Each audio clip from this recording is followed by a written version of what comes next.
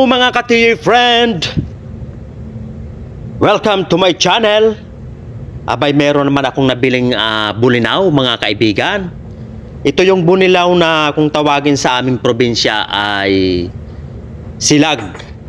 Kaya tinawag ito na silag dahil transparent yung kanyang katawan.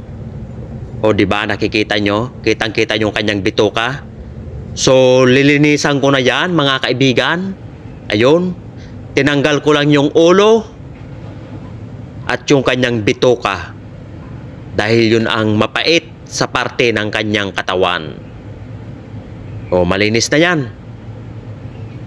Ngayon mga kaibigan, nakahanda na ang ating palanggana. Maglalagay lang tayo ng 1 cup na harina.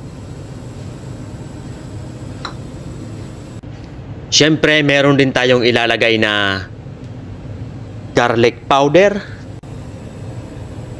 Meron din tayong onion powder. Siyempre, hindi rin mawawala mga ka-TJ friend yung ating paminta. Meron din tayong asin. Ayan. Siyempre, pangpagana ang ating sili. Sarap. Sarap na naman ito mga ka-TJ friend. Siyempre maglalagay din tayo ng isang itlog. Ayan. O diba?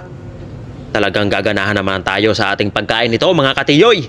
So maglagay lang tayo ng tubig. Yan. Lalamas-lamasin natin yan na harina kasama ang mga sangkap mga ka-TJ friend. Tatansyahin natin yan. Kung kulang pa sa tubig, mga kaibigan, abay, magdagdag lang tayo. Yan. Hahaluin uli natin yan, mga kapatid. At yun, nakalimutan ko, maglalagay pa pala tayo ng asukal para matamis-tamis yung ating okoy. Ay talaga naman, oo. So yan lang ang ating simpleng mga ingredients sa ating pag-uukoy mga ka-TJ friend. So, di ba?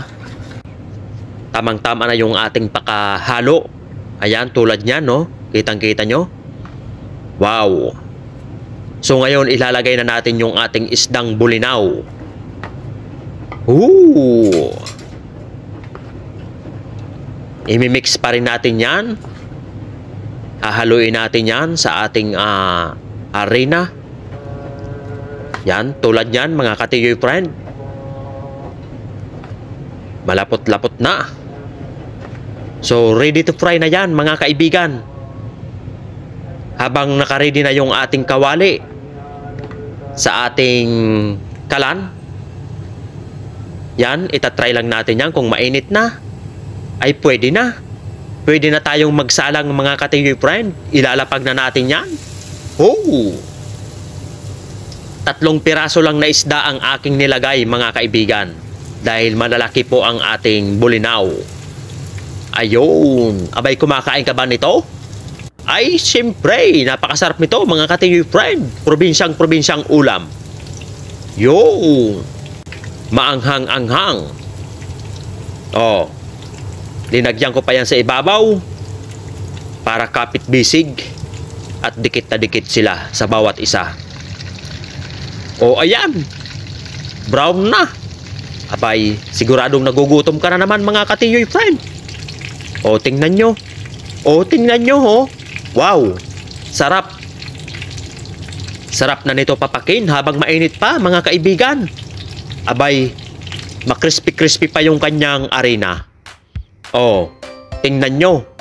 O tingnan nyo mga kaibigan, nakaready na. Meron pang sausawan. O ano pang inaantay natin? Abay, kumain na tayo mga ka-TJ friend. Thanks for watching. Bye-bye.